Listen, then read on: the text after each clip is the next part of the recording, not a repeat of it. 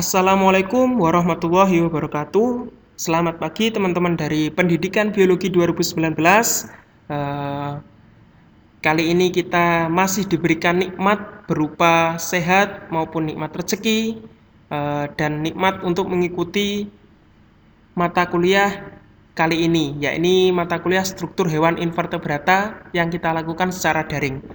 Nah, teman-teman, kali ini kita akan membahas mengenai filum porifera atau yang biasa kita kenal dengan spons. Nah, jadi kali ini kita akan membahas mengenai porifera, apa itu porifera, dan bagaimana struktur dari porifera itu sendiri. Baik, kita langsung saja ke materi, teman-teman. Oke, yang perlu kita ketahui pertama, yakni adalah main point dari penjelasan atau PowerPoint kali ini. Nah, ada beberapa main point yang ada di bawah ini. Nah, main point ini tujuannya untuk mempermudah kita dalam memahami atau mempermudah kita untuk mengetahui alur dari penjelasan PowerPoint kali ini. Nah, untuk main pointnya sendiri itu ada beberapa, yakni yang pertama kita akan membahas tentang apa itu porifera. Terus yang kedua, mengenai ciri-ciri porifera itu seperti apa. Terus yang ketiga, bagaimana sih sistem pencernaan dan reproduksinya. Terus yang terakhir, bagaimana bentuk dan struktur dari porifera itu sendiri. Nah, jadi ini teman-teman, ini ada beberapa poin penting yang harus kita garis bawahi supaya nanti ketika kita belajar lebih lanjut mengenai porifera itu kita tahu alurnya, seperti itu. Baik, yang pertama yakni pengertian porifera.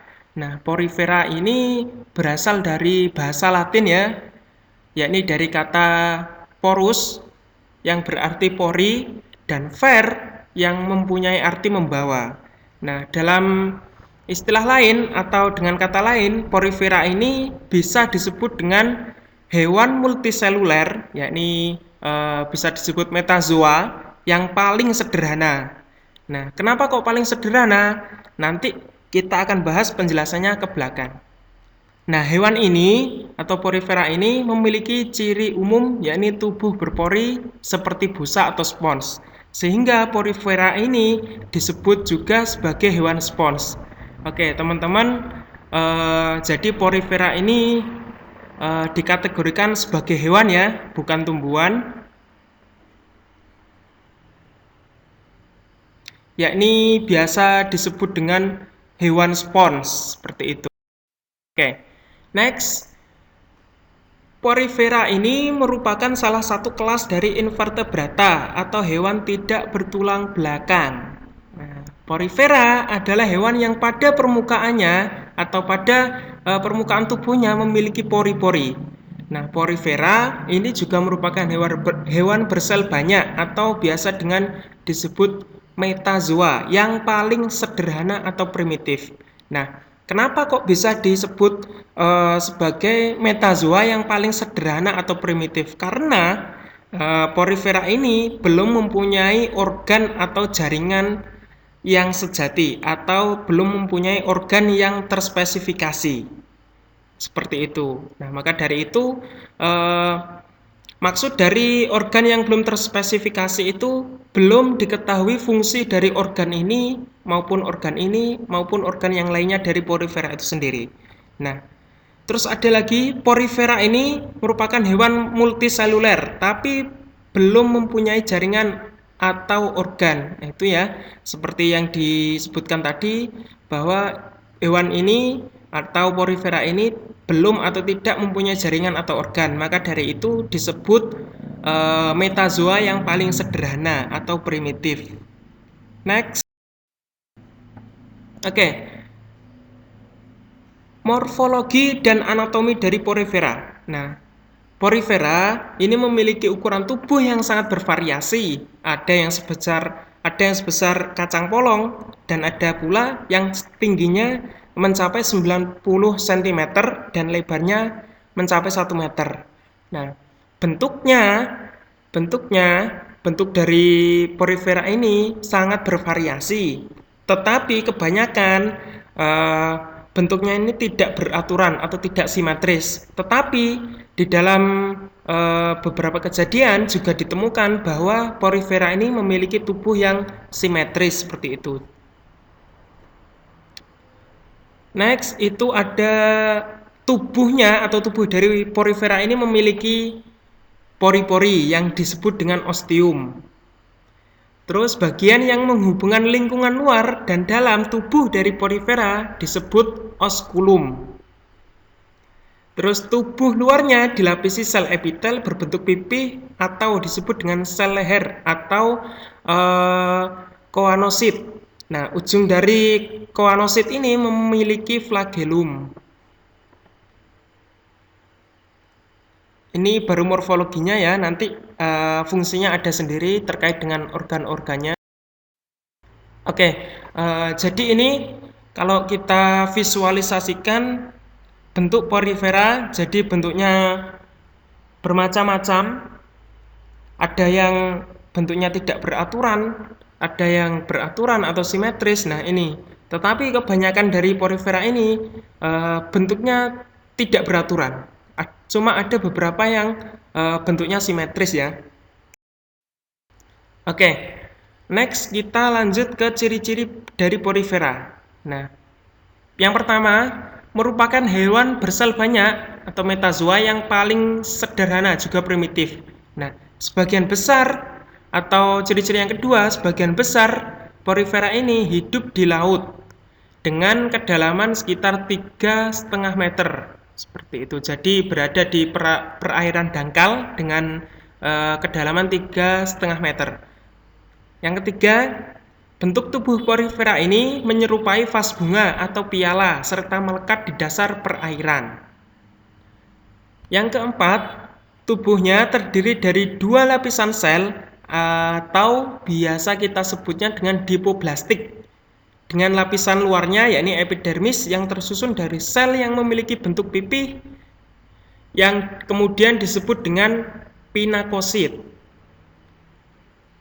Terus yang kelima, pada epidermisnya itu ada sebuah lubang kecil atau porus yang biasa kita sebut dengan ostia. Nah, ostia ini dihubungkan oleh saluran spongosoel, ya ini menuju ke rongga tubuh dari Porifera itu sendiri. Yang keenam, lapisan dalamnya atau lapisan dalam dari Porifera ini tersusun atas sel berleher, yakni kaonosit tadi, serta berflagel. Nah, di mana kaonosit tadi di ujungnya itu memiliki flagel yang disebut dengan kaonosit, yang berfungsi untuk mencerna makanan. Terus yang ketujuh, di dalam mesoglea ada beberapa jenis sel, yaitu sel amoebosit, sel skleroblast, dan sel arkeosit. Nah, mesoglea itu apa sih? Nah, nanti kita akan bahas di belakang. Itu ada penjelasannya sendiri terkait mesoglea, epidermis, maupun endodermis, seperti itu. Next, kita lanjut dulu. Ciri-ciri selanjutnya, yakni di antara epidermis serta kaonosit itu mempunyai lapisan tengah yang berupa bahan kental yang disebut mesoglea atau mesenchyme. Nah, ini yang kemudian disebut mesoglea, yakni sebuah lapisan kental di antara epidermis dan kaonosit. Nah, itu disebut dengan mesoglea atau mesenchyme. Nah, ciri-ciri selanjutnya yakni dinding tubuhnya berpori.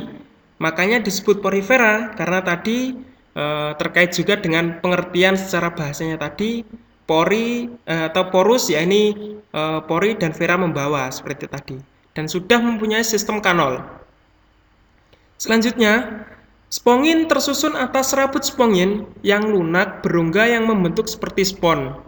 Nah, yang selanjutnya, dinding tubuhnya terdiri dari 2 lapisan, yakni lapisan luar, yakni epidermis, dan lapisan dalam, yakni endodermis. Next.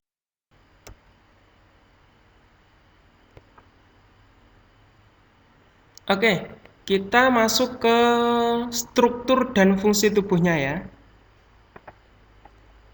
Oke, bisa dicermati teman-teman untuk struktur tubuh dari porifera itu sendiri, yakni seperti tadi bentuknya seperti vas bunga, di mana tengah-tengahnya memiliki lubang seperti vas bunga tersebut. Kemudian lingkungan luar dan tubuh porifera ini dihubungkan dengan osculum seperti tadi, ada mesoglea, porosit, spongosoel, kaunosit, ameboid, dan lain-lain. Nah, untuk penjelasannya sendiri, yang pertama, ini ada osculum, yakni tempat keluarnya air yang berasal dari spongosol.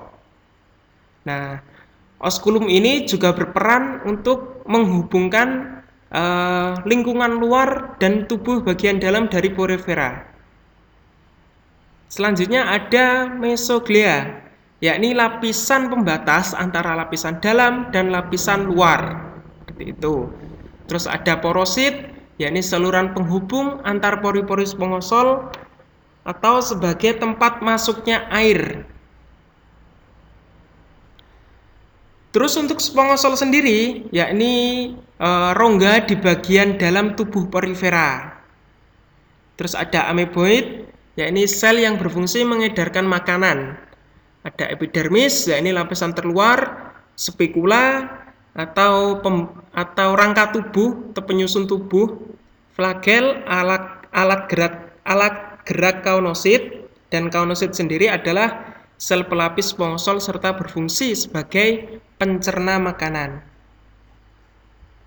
Cukup jelas ya teman-teman untuk struktur dan fungsi dari tubuh porifera ini. Masih terkait tentang struktur porifera, yakni terkait dengan lapisan luar dan juga lapisan dalamnya. Yang pertama ada epidermis. Epidermis itu terdiri dari selapis sel yang membentuk celah-celah kecil yang disebut ostium. Nah, sel yang membentuk dan menggerakkan ostium disebut porosit. Oke. Terus yang selanjutnya ada endodermis. Nah, endodermis ini terdiri atas sel berbentuk leher yang disebut kaunosit. Nah, kaunosit itu sendiri memiliki inti, vakuola, dan flagella yang berkaitan dengan fungsi sel ini sebagai alat pencernaan. Nah, pencernaan dari porifera itu terjadi di dalam kaunosit. Oleh karena itu, disebut porifera ini disebut memiliki pencernaan interseluler karena terjadi di dalam kaunosit. Nah, ini untuk lapisan di antara epidermis dan juga endodermis, yakni ada mesoglea. Nah, di dalam mesoglea itu tadi disebutkan bahwa mesoglea mengandung sel amoebosit, skleroblast, dan juga arkeosit. Nah, untuk fungsi dari sel-sel tadi, yakni ada di sini. Yang pertama, amoebosit merujuk kepada bentuk dan sifat selnya yang menyerupai bentuk dan sifat amoeba yang mudah berubah bentuk. Nah, sel amoebosit ini adalah sel yang sifatnya berubah-ubah ya, seperti amoeba, bentuknya tidak tetap dan sering berubah-ubah. Terus ada skleroblast. Skleroblast ini menghasilkan rangka yang disebut dengan spekula. Sedangkan untuk arkeosit ini berfungsi dalam reproduksi sel secara seksual. Seperti itu. Nanti ada sendiri terkait dengan reproduksi porifera maupun pencernaan porifera. Kita akan bahas nanti di belakang.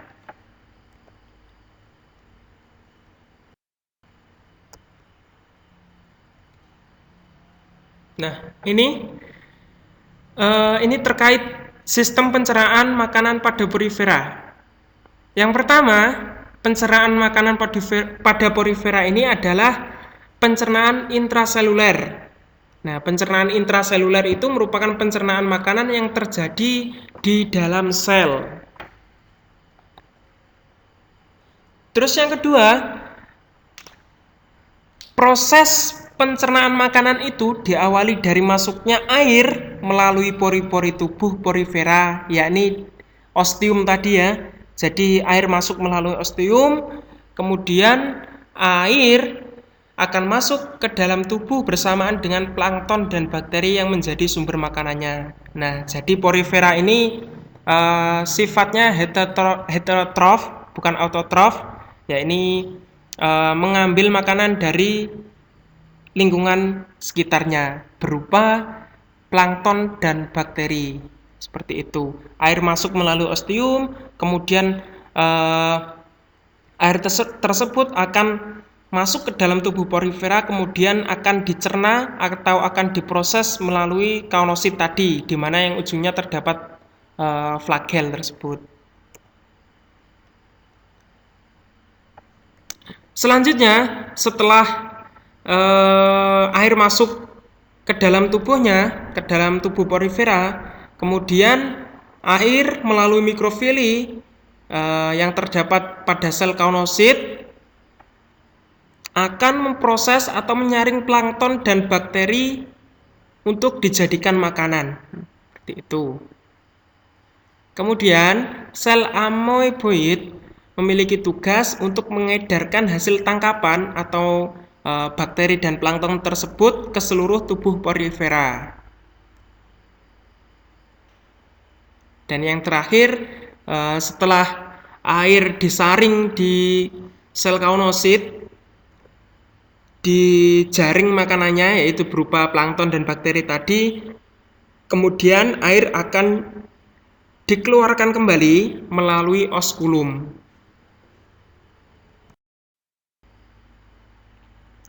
Untuk sistem ekskresi porifera yang pertama, nah sistem ekskresi pada porifera ini atau sistem pengeluaran metabolisme ini berlangsung secara difusi dari sel tubuh ke epidermis, lalu dari epidermis ke lingkungan hidupnya yang berair. Yang kedua, porifera ini mempunyai sistem saluran air yang dimana fungsinya untuk memasukkan dan mengeluarkan air yang mengandung zat makanan, oksigen, dan juga sisa metabolisme. Nah, yang ketiga, menurut saluran airnya, porifera ini dibedakan menjadi 3 tipe. Yang pertama ada akson, yang kedua sikon, dan yang ketiga leukon. Jadi teman-teman, porifera ini ketika mencari makanan atau menghisap makanan dari air di sekitar lingkungannya, yakni melalui ostium tadi, itu dia juga akan menyerap oksigen. Kemudian dari air tersebut juga dikeluarkan sisa-sisa metabolisme dari porifera itu sendiri, yakni melalui oskulum tadi.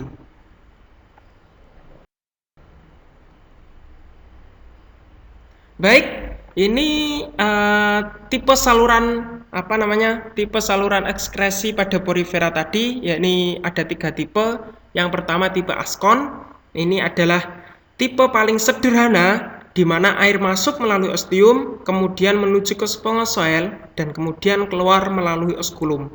Jadi simple ya, dari ostium masuk ke spongosoel, dari spongosoel kemudian keluar melalui oskulum lagi. Seperti itu. Terus yang kedua, ini ada tipe sikon. Tipe sikon ini merupakan tipe saluran air yang terdiri dari 2 saluran, yaitu ingruen dan radial.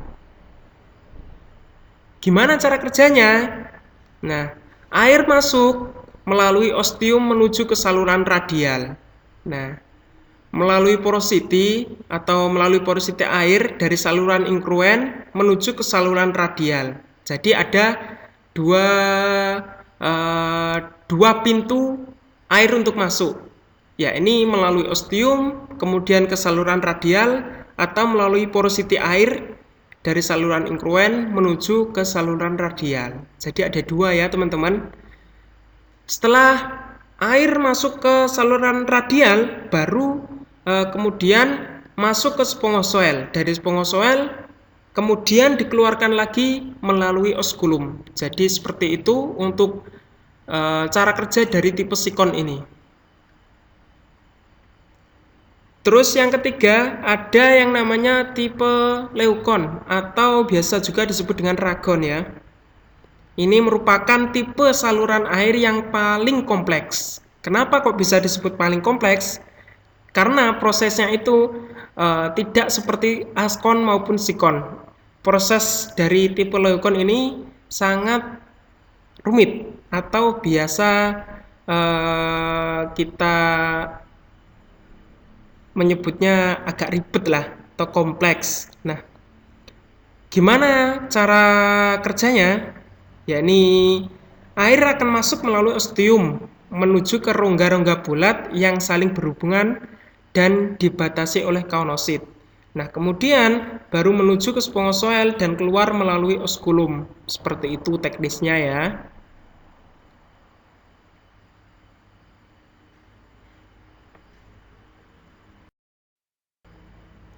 Kemudian untuk cara hidup dan habitat porifera itu sendiri bagaimana sih?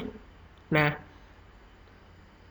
gini ya teman-teman, porifera itu biasanya itu kebanyakan terdiri atau berada di air asin atau di laut.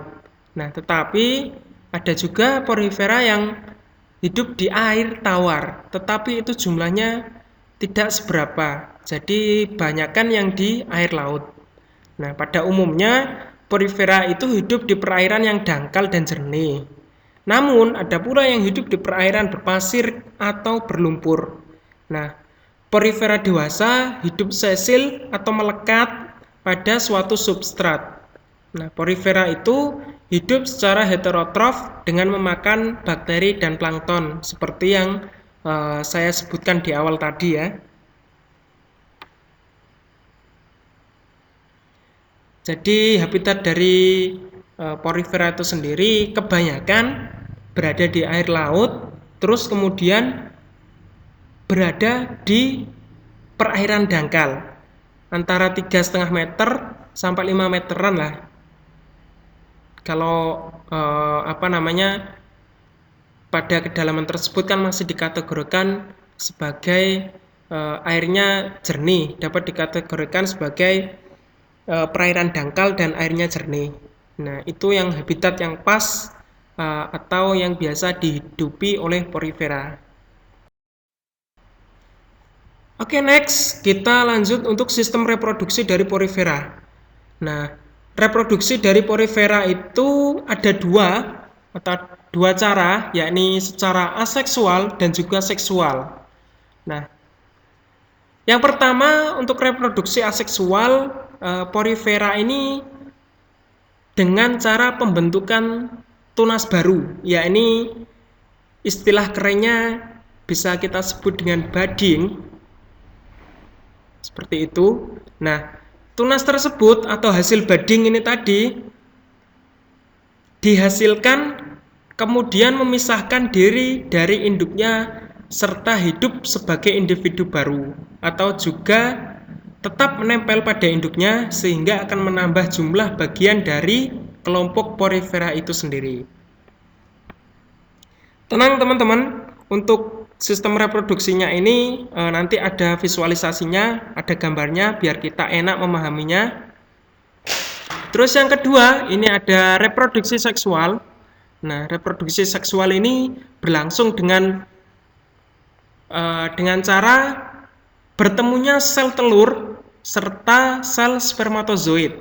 Nah, di mana yang kemudian akan menghasilkan sebuah zigot. Nah, selanjutnya zigot tersebut akan menjadi larva yang berflagel. Nah, larva itu bisa berenang serta keluar dengan melalui osculum. Nah, setelah keluar, larva tersebut akan menemukan tempat yang seksual atau larva tersebut akan menempel pada substratnya, kemudian tumbuh menjadi porifera yang baru. Oke, lanjut kita ke gambarnya. Seperti ini, teman-teman. Yang ini di sebelah kiri ini reproduksi secara aseksual, ya ini dari bading tadi langsung menempel pada substrat lainnya. Bisa saja bading ini tadi menempel pada induknya. Nanti ketika menempel pada induknya ini, itu akan menambah jumlah dari kelompok porifera ini, yakni cabang-cabangnya ini. Bisa saja seperti itu, atau bisa menempel pada substrat lain seperti itu. Sementara untuk reproduksi secara seksual, yakni dengan bertemunya sel telur dengan sel spermatozoid tadi akan menghasilkan larva. Nah, larva ini mempunyai flagel, kemudian akan keluar melalui oskulum. Dari oskulum akan menemukan tempat yang digunakan secara seksual, terus akan menemukan substrat baru kemudian porifera itu akan bertumbuh dan berkembang di substrat yang baru tersebut. Selanjutnya ada sistem saraf porifera. Nah, porifera ini merupakan makhluk hidup yang tidak mempunyai sel saraf. Tetapi fungsi dari saraf tersebut atau sel saraf tersebut digantikan oleh sel lain yang terdapat di dalam tubuhnya. Hal tersebut menyebabkan porifera mampu bereaksi dengan lingkungan serta peka terhadap beberapa sentuhan meski tidak mempunyai sel saraf. Seperti itu, teman-teman. Terus untuk sistem pernafasannya sendiri, porifera bernafas dengan cara memasukkan air ke dalam tubuhnya dengan melalui pori-pori atau ostium tadi. Selanjutnya, air tersebut dialirkan ke rongga tubuh sehingga akan terjadi pertukaran oksigen dan juga karbon dioksida ke dalam tubuh. Jadi, air tadi selain menyerap plankton dan bakteri yang dikonsumsi oleh porifera, juga akan membawa oksigen yang digunakan untuk pernafasan porifera.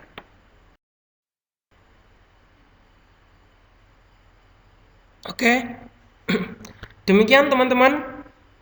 Terima kasih atas perhatiannya. Saya mohon atau saya harap teman-teman bisa memberikan saran yang membangun kepada saya, memberikan kritik yang membangun, agar nantinya ketika ke pertemuan selanjutnya saya memiliki referensi yang digunakan untuk memperbaiki diri saya sendiri, baik itu dari materi maupun dari presentasi yang saya sampaikan. Terima kasih teman-teman, see you again. Saya tunggu pertanyaannya dan mohon izin kepada Bu Bita nanti apabila ada pertanyaan yang saya jawab kurang dari penjelasan, mohon Bu Bita untuk merevisinya. Terima kasih teman-teman. Wassalamualaikum warahmatullahi wabarakatuh.